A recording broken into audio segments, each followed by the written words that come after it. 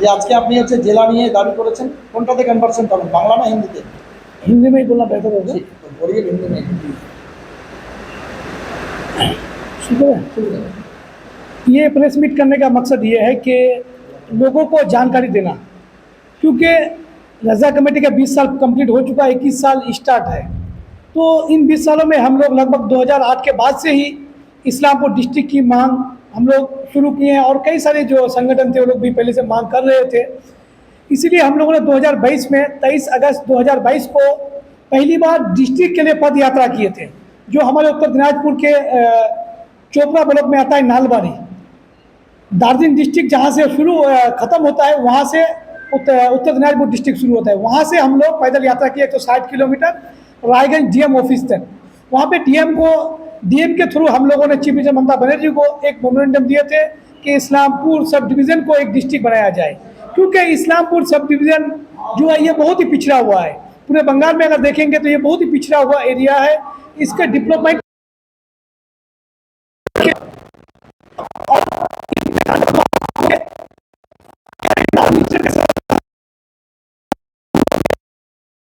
कि 600 से 700 करोड़ रुपया एक डिस्ट्रिक्ट के लिए अलॉटमेंट हुआ। एक डिस्ट्रिक्ट में 700 करोड़ रुपये का बजट दिया गया। उन 700 करोड़ में 400 करोड़ अकेला खर्चा किया गया रायगंज सब डिवीजन में, और सिर्फ 300 से जो करोड़ रुपया है वो इस्लामपुर सब डिवीजन में दिया गया।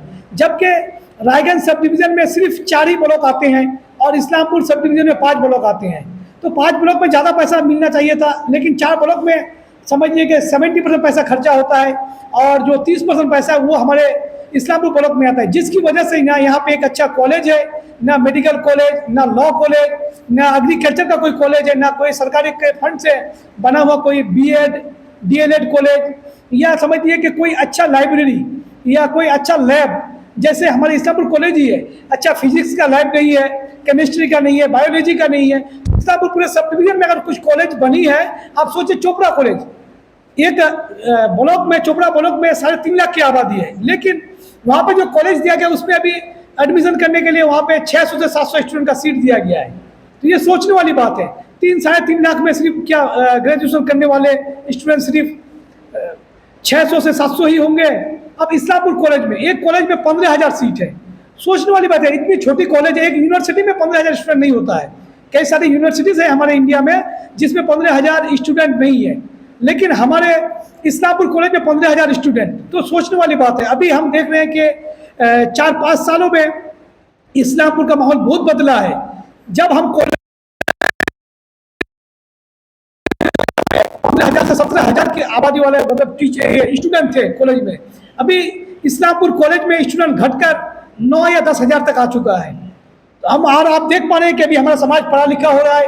पहले यहाँ पे जैसे हमारे 20% लोग पढ़े लिखे थे, अभी 70% तक लोग पहुँच चुके हैं या 80% तक पहुँचने वाले हैं। तो कॉलेज का स्टूडेंट भी बनना चाहिए था, लेकिन घट रहा है। कारण यही है कि अच्छी पढ़ाई नहीं हो रही है, और बहुत सारे स्टूडेंट ये सोचते हैं कि इस्लामपुर में कॉलेज मतलब कॉलेज में पढ़ना ना पढ़ने के बराबर है। बहुत सारे ऐसे स्टूडेंट हैं जो पास किए लेकिन अच्छा रिजल्ट नहीं कर पाए हैं, कॉलेज छोड़ देना पड़ा है, क्योंकि बहुत सारे जो नोट्स है वो नहीं मिलता है, अच्छी पढ़ाई नहीं होती है कॉलेज में। तो इसका जिम्मेदार यही है कि कॉलेज जो प्रोफेसर्स हैं उनकी भी गलती नहीं है। एक क्लास में अगर 1000-1500 स्टूडेंट हो तो उसकी पढ़ाई कैसे होगी, ये भी सोचने वाली बात है। तो यही कहना है कि आप अगर रायगंज में देखेंगे तो रायगंज में जो लिटरेसी रेट है वो हमारे इस्लामपुर से बहुत हाई है, इस्लामपुर सब डिवीजन में। इसका कारण यही है कि रायगंज में आपको हर फैसिलिटीज़ मिल जाएगी।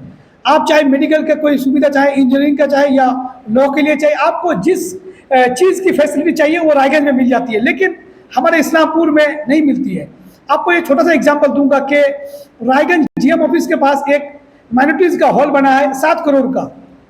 जब वहाँ के डोमा से हम बात किए लगभग आज से 3-4 साल पहले, तो उन्होंने हमें बताया कि देखिए 7 करोड़ की बिल्डिंग बनी है, लेकिन यहाँ पे जो प्रशासनिक कोई मीटिंग होता है सिर्फ वही होता है। उसके अलावा ना माइनॉरिटीज़ का कोई भी आदमी यहाँ पे कोई प्रोग्राम नहीं करता, कोई आता नहीं है, क्योंकि आउट ऑफ एरिया में बनाया गया है। तो इस्लामपुर सब डिवीजन में क्या है कि माइनॉरिटीज़ की आबादी बहुत ज़्यादा है। यहाँ पे वो हॉल बनना चाहिए था, ताकि यहाँ के जो माइनॉरिटीज़ के लोग हैं उनको सुविधा मिले, उनको फैसिलिटीज मिले। आज अगर इस्लामपुर में आप देखेंगे चौसिया यंग मैंस गर्ल्स क्लब की तरफ से एक मैरिज हॉल बनाया गया है, प्राइवेट हॉल है। तो सुनिए कि वो मैरिज हॉल आप देखेंगे किसी दिन भी खाली नहीं है।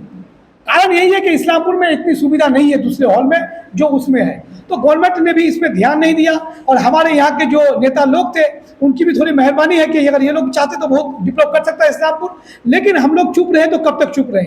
हम आप देख पा रहे हैं कि हमारे इलाके को डेवलप करने के लिए ज़रूरी है कि हम लोग इस्लामपुर को डिस्ट्रिक्ट बनाए। इस्लामपुर को हर हाल में हम लोग अगर डिस्ट्रिक्ट बना लेते हैं तो क्या होगा कि हमारा जो फंड है डिस्ट्रिक्ट के लिए वो इस्लामपुर के लिए आएगा, और इस उम्मीद है कि इस्लामपुर में डेवलपमेंट का ज़्यादा काम होगा। इस्लामपुर में अच्छा स्टेडियम नहीं है, स्विमिंग पूल नहीं है, आपका स्पोर्ट्स कॉम्प्लेक्स। आपको मैंने पहले बताया कि रायगंज डिस्ट्रिक्ट में आप देखेंगे, अगर कलकत्ता आप गए होंगे कभी, क्योंकि मैं 2004-05 में मुनिबिड हाई स्कूल में पढ़ता था, तो डिस्ट्रिक्ट की तरफ से मुझे रनिंग के लिए चुना गया था। तो जब मैं वहाँ पे जाके देखा तो पूरे हमारे इस्लामपुर सब डिवीजन से सिर्फ 3 लड़के थे, और रायगंज सब डिवीजन से 67 लड़के, 70 में से 67 सिर्फ रायगंज सब डिवीजन का था। तो ये सोचने वाली बात है कि हमारे यहाँ को, इस्लामपुर सब डिवीजन को हमेशा उन लोगों ने बाइकआउट किया है या इसको नज़रअंदाज किया है, यहाँ के लोगों को आगे नहीं बढ़ने दिया गया है। हमारे इस्लामपुर में वो टैलेंट है। आपने देखा कि एक लड़का अभी कुछ दिन पहले सारेगामा पास से अवार्ड हासिल करके चैंपियन बन के आया वहाँ से। तो ये सोचने वाली बात है, अगर यहाँ पे इस्लामपुर डिस्ट्रिक्ट बन जाए तो यहाँ के बच्चों को टेनिस के लिए, एथलेटिक्स के दूसरे खेलों के लिए, फुटबॉल के लिए, क्रिकेट के लिए मौका मिल सकता है डिस्ट्रिक्ट की तरफ से, स्टेट की तरफ से, या हमारे जो देश की तरफ से खेलने का मौका मिल सकता है। ये तभी हो सकता है जब इस्लामपुर डिस्ट्रिक्ट होगा। आप भी देखा आपने कि हमारे एक क्या नाम है उनका, भूलो में, आम बगान में जो है अभी वो इसरो में है। तो सोचने वाली बात है कि यहाँ पे टैलेंट की कमी नहीं है। अब हमारे गांव से एक लड़का IAS बन के गया, पहले उत्तर दिनाजपुर का पहला IAS है। तो ये सोचने वाली बात है कि हमारे यहाँ पे टैलेंट की कमी नहीं है, लेकिन क्या है कि यहाँ स्कोप नहीं है। क्यों? क्योंकि अगर 10 सीट आती है रायगंज डिस्ट्रिक्ट में, 10 सीट मिलता है किसी भी चीज़ के लिए, तो वो 10 सीट में से 9 सीट अगर रायगंज को मिल जाता है, 1 सीट इस्लामपुर सब डिवीजन को मिलता है, जिसलिए हमारे यहाँ के लोगों को बिल्कुल भी मौका ही नहीं मिलता कि ये लोग, इन लोगों को मौका ही नहीं मिलता कि ये लोग आगे बढ़े। तो इसलिए हम सोच रहे हैं कि हमारे इलाके के लोग पहले से ध्यान नहीं दिए थे, और हम लोग भी इतने, हमारे अंदर समझ नहीं थी कि हम लोग क्या करें क्या ना करें, हम लोग क्यों आगे नहीं बढ़ रहे। हम लोग सोच पा रहे हैं कि हम लोग तो आगे नहीं बढ़ पाए, लेकिन कम से कम इस्लामपुर के लिए इतना कुछ करके जाए कि हमारे आने वाली नस्लें, हमारे बच्चे, हमारे इस्लामपुर के जो यंग जनरेशन जो आने वाले हैं ऊपर, उन लोगों को कम से कम मौका मिले देश के लिए खेलने का, स्टेट के लिए खेलने का, ताकि हमें भी गर्व हो कि भाई हमारे इस्लामपुर का एक नौजवान, एक लड़के को चांस मिला है, क्रिकेट टीम में खेल रहा है, फुटबॉल टीम में खेल रहा है, कोई टेनिस खेल रहा है, कोई ओलंपिक में किसी को चांस मिल रहा है। हम अभी वही है कि इसीलिए हम लोग डिस्ट्रिक्ट करना चाह रहे हैं। इससे पहले हमने जो पद यात्रा किया था वो हम गवर्नमेंट को दिखाना चाह रहे थे कि एक आदमी अगर गरीब आदमी है और उत्तर दिनाजपुर के लास्ट बॉर्डर से अगर वो डीएम ऑफिस तक पहुंचता है तो उसको जाने में 3 दिन लगता है, तो उसका काम कैसे होगा। और अभी हम लोग डीएम को या चीफ मिनिस्टर साहब को यही बताना चाह रहे हैं कि अगर हम लोग साइकिल लेकर दासपुरा से निकले, तो समझ लिया कि हमारे उत्तर दिनाजपुर का लास्ट एरिया है, वहाँ से अगर हम लोग साइकिल लेकर जाते हैं तो कम से कम हम लोगों को 2 दिन लगेंगे। तो इसको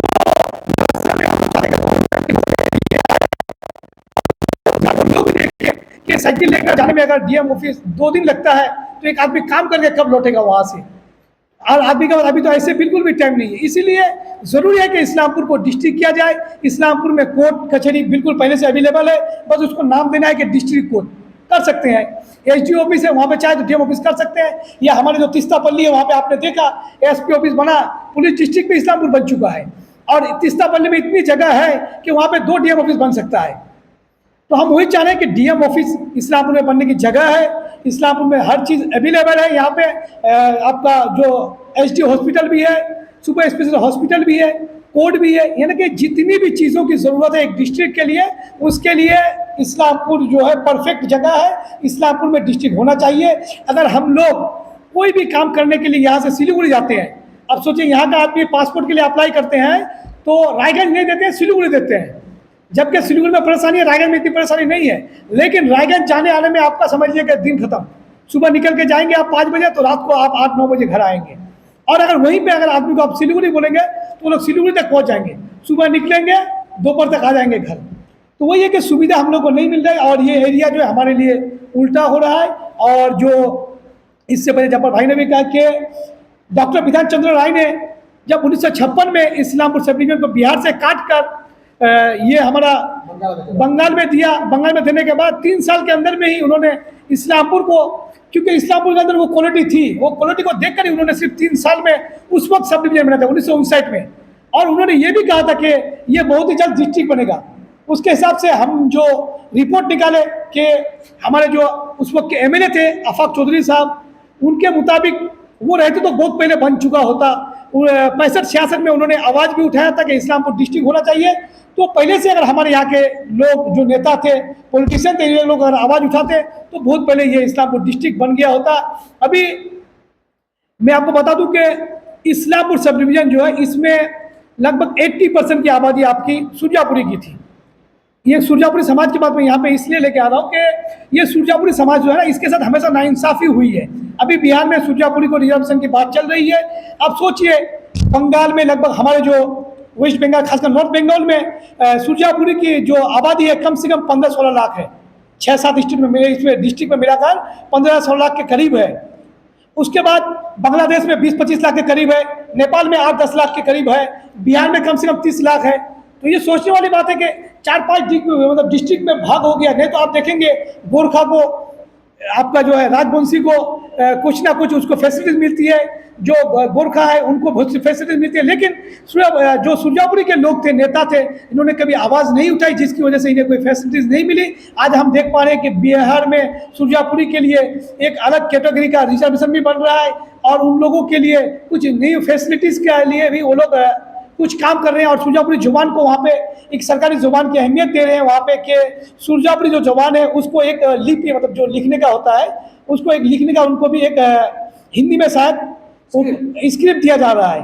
तो हमारे यहाँ पे किसी ने कोशिश नहीं करा, जिसकी वजह से सुरजापुरी लोग पिछड़ते हुए चले गए और इस्लामपुर सब भी नहीं पीछे चला गया। क्योंकि जितने भी लोग हैं इस्लामपुर में सब इधर उधर से आए हुए हैं, लेकिन सुरजापुरी लोग जब बहुत पूरे पहले से हैं, लेकिन इनके अंदर इल्म की कमी थी। यहाँ पे वो इतनी ज़्यादा फैसिलिटीज़ नहीं थी, इसलिए लोग पढ़ नहीं लिख पाए। लेकिन हम लोग जो थोड़ा बहुत पढ़े हैं, तो हम लोग चाहते हैं कि हमारा जो इस्लामपुर सब डिवीजन है ये डेवलप करे। और इसको डेवलप करने के लिए ज़रूरी है कि इसको पहले डिस्ट्रिक्ट बनाया जाए। अगर ये डिस्ट्रिक्ट हो जाता है तो सभी तरह के कॉलेज यहाँ पे बनेंगे, स्टेडियम बनेंगे, स्पोर्ट कॉम्प्लेक्स बनेंगे, तो हमारे बच्चे भी बाहर दूसरे देशों में जाकर खेल सकेंगे, दूसरे देशों में जाकर अपना हमारे देश का नाम रोशन कर सकेंगे और अपने देश के लिए क्रिकेट खेलकर, फुटबॉल खेलकर, ओलंपिक में खेलकर हमारे जो इस्लामपुर का नाम रोशन कर सकेंगे। उसमें भाई एक चीज़ आपको बताएंगे, आपने कहा कि कांग्रेस के ज़माने में विधान चंद्र के वक्त आफाक चौधरी वो मुद्दा उठाए थे, लेकिन वो गुजर गए इसलिए कर नहीं पाए जी। दूसरा नंबर बात, जब बाएं महाराष्ट्र आया तो ज्योति बसु से लेकर बुद्धदेव भट्टाचार्य जो इस्लामपुर को एक अलग दर्जा देकर डिस्ट्रिक्ट बनाना चाहिए, वो भी उनका 34 साल का नाकामयाब रहा। 15 साल मुख्यमंत्री ममता बनर्जी रहे, उनका खास आदमी थे अब्दुल करीम चौधरी साहब। उन्होंने प्रशासनिक सभा में बोला, जब वो आवाज़ उठाए डिस्ट्रिक्ट के लिए तो उनको भी बैठा दिया गया, बोला पुलिस डिस्ट्रिक्ट दे दिया गया, वो कहने से होगा। इसके बाद भी तो बीजेपी का सरकार आया है, एजेंडा मैनिफेस्टो जो है, मैनिफेस्टो में शुभेंदु अधिकारी के नेतृत्व में, अमित शाह जी और हमारे प्रधानमंत्री के नेतृत्व में छोटा छोटा साउथ बंगाल में 6 डिस्ट्रिक्ट जो इस्लाम में बोल दिया गया है। इस्लामपुर क्यों नहीं आया? क्या पीछे क्या राज लगता है इसके पीछे? देखिए, हमको तो ठीक से पता नहीं कि क्या राज है, लेकिन यही है राज के यहाँ के जो नेता लोग थे हमारे, गलती मेरे ख्याल में ऊपर पर की लेवल की नहीं है, यहाँ ग्राउंड लेवल की है। यहाँ पहले से मतलब ना किसी ने के बैनर तले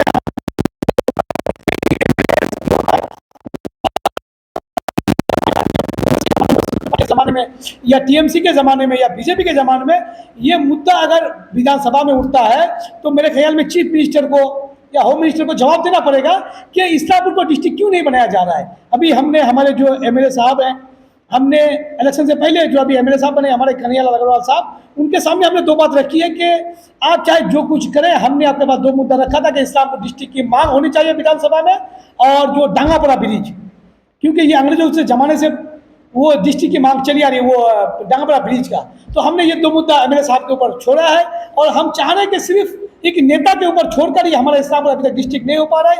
हम लोगों को भी पर्सनली हम लोगों को कोशिश करने की ज़रूरत है, अपने संगठन के जरिए हम लोग गवर्नमेंट तक अपनी बातों को पहुंचाने की ज़रूरत है, ताकि गवर्नमेंट को लगे कि सिर्फ नेता लोग नहीं, जो वहाँ के आम लोग हैं वो लोग भी चाहते हैं कि इस्लामपुर डिस्ट्रिक्ट हो, और गवर्नमेंट मजबूर होकर यहाँ का जो गरीबी, यहाँ का जो पिछड़ापन देखकर वो लोग कम से कम गवर्नमेंट ये सोचे कि इस्लामपुर को आगे बढ़ाना है, इस्लामपुर को डेवलप करना है, इसलिए इस्लामपुर डिस्ट्रिक्ट बेहद ज़रूरी है। सरकार का बदल हुआ है, बीजेपी का सरकार है और शुभेंदु अधिकारी जी जो कि मुख्यमंत्री हैं, उनको उत्तर दिनाजपुर कहिए या नॉर्थ बंगाल का 3 डिस्ट्रिक्ट के बारे में, उत्तर दिनाजपुर, मालदा, मुर्शिदाबाद का डेमोग्राफी, जियोग्राफी, लोकेशन, उसके बाद इसका Vitality of in the sense of क्या कहिए अब एडमिनिस्ट्रेशन, उनको सब पता है। क्या गुहार लगाना चाहेंगे? बिल्कुल, हम रिक्वेस्ट करेंगे उनसे कि जितनी जल्दी हो सके इस्लामपुर को डिस्ट्रिक्ट बना दिया जाए। और हमें उम्मीद है, क्योंकि हमने ममता बनर्जी के ज़माने में देखा कि वो अपने एमएलएज को बोलने का मौका नहीं देते, लेकिन इन लोगों ने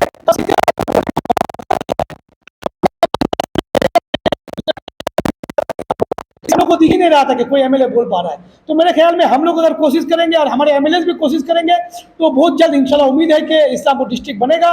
और अगर नेक्स्ट शुभेंदु अधिकारी जी अगर हमारे चीफ मिनिस्टर अगर आते हैं नॉर्थ बंगाल दौरे पे, तो हम जो अभी मेमोरेंडम देंगे डीएम को, उनके डीएम के थ्रू हम लोग चीफ मिनिस्टर को भेजने वाले। फिर हम लोग अगर नॉर्थ बंगाल के दौरे पर चीफ मिनिस्टर आते हैं तो हम उनसे मिलेंगे, उनको फिर मेमोरेंडम यहाँ पे देंगे। अगर तब भी नहीं होता है तो हम लोग फिर नौबन्ना तक एक मार्च करके या जैसे भी हो एक अगला प्रोग्राम करके हम लोग नौबन्ना तक जाएंगे, सीएम ऑफिस तक जाएंगे, जाकर उनको एक मेमोरेंडम या समझ लीजिए कि डिपुटेशन देंगे कि इस्लामपुर को डिस्ट्रिक्ट बनाया जाए। इस्लामपुर बदहाल एरिया है, इस्लामपुर तरक्की नहीं कर पा रहा है, बहुत जगहों से बहुत पिछड़ा हुआ है, इसको डिस्ट्रिक्ट बनाया जाए। नहीं, इस्लामपुर इस्लामपुर विधानसभा का एमएलए नहीं, इस्लामपुर विधान सब डिवीजन में तो 5 एमएलए जी, और एक मिनिस्टर भी राज्य सरकार में। तो आप अभी तक क्या मंत्री से संपर्क किए हैं? जो अभी सरकार में जो 2 मंत्री है यहाँ के, 2 मंत्री इस्लामपुर सब डिवीजन से एक मंत्री रिप्रेजेंटेटिव है जो सरकार के कैबिनेट में, और कैबिनेट जो होता है वो बहुत ही नीति निर्धारण में ये भूमिका निभाता है। अभी तक क्या मिनिस्टर के नजर में ये मामला लाए हैं? 1-to-1 मैंने बात हुआ है क्या इसमें भी? मिनिस्टर से बात, कोई किसी मिनिस्टर से बात नहीं हुई, लेकिन हम लोग एक समझ गए कि हमारे वेस्ट बंगाल में हमने देखा है कि कोई मिनिस्टर ठीक से अभी तक कोई काम नहीं कर पाया है दूसरे लेवल पे। तो मुझे लग रहा है ना कि ये चीफ मिनिस्टर के अलावा होगा नहीं, क्योंकि हमने देखा अगर दूसरे मिनिस्टर कोई घोषणा करते डिस्ट्रिक्ट का तो ठीक था।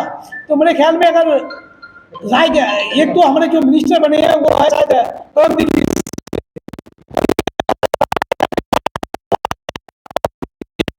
में जाए 50% चाहते हैं वहाँ पे कि रायगंज डिस्ट्रिक्ट हो उन लोगों का। नहीं, ये आप अपने मन में सवाल नहीं, हमारे लोग हैं वहाँ पे जिससे आप लोग होने से नहीं, और आपकी बात हुई है क्या? नहीं, उनसे बात भी बात नहीं हुई। वो तो दालकोला का है, दालकोला का खुद सब डिवीजन बना, इस्लामपुर डिस्ट्रिक्ट होता है, दालकोला सब डिवीजन बनेगा। तो ये तो उनका अपना स्वार्थ जुड़ा हुआ है। अगर जब तक आप उनसे बात नहीं की है, किसी का इस तरह का आरोप लगाना नहीं है, वो बाहर कहीं से कोई बोल दिया, इससे तो मतलब नहीं है। मतलब है कि आप वहाँ तक बात रखें, अभी तक रख नहीं पाए। आपको बात क्या रखेंगे अगले दिनों में आपके बात? हाँ बिल्कुल, अगर वो इस्लामपुर आते हैं तो रखेंगे, क्योंकि यहाँ से दालकोला जाकर कब रहते हैं नहीं रहते हैं हमसे मतलब कांटेक्ट नहीं है उनका। सब डिवीजन में हो सकता है लेकिन कांटेक्ट नहीं है। और जानते हैं हम लोग कि हमारे इलाके में जो मिनिस्टर होते हैं ज़्यादातर वो लोग बाहर ही रहते हैं। तो हम लोग कोशिश करेंगे, पहले डीएम को देंगे, डीएम के देंगे। हमारे भी बोला था पहले प्रेस कॉन्फ्रेंस में कि पहले की सरकार में ऐसे होता था, लेकिन वर्तमान में ये जो सरकार है ये जनप्रतिनिधि को, विधायक को बोलने का मौका दे रहे हैं। जी जी, तो एक मंत्री को क्यों नहीं मौका देगा? और मंत्री, क्योंकि हम पहले ही बोले कि मिनिस्ट्री जब तक कैबिनेट में कोई चीज नहीं आएगा तब तक वो पास नहीं होता। और आपके जिला से जो उनका बहुत महत्व होता है, जब तक उनसे नहीं पूछेगा, वो जब तक हाँ नहीं कहेगा तब तक कैसे जिला बनेगा? देखिए हम कई सालों से 10 साल से हम नहीं सुनिए, हमारा भी एक नजरिया है। हम 10 साल से देख रहे हैं, चाहे जिस स्टेट में भी हो, कहीं पे भी कुछ घोषणा करता है ना, सिर्फ वो नाम का होता है, फॉर्मेलिटी होता है। जिस भी पार्टी का हो, चीफ मिनिस्टर ही सब कुछ होता है, प्राइम मिनिस्टर ही सब कुछ है। आप और हम अगर देख पाएंगे ना तो मतलब हम वही देख पा रहे हैं।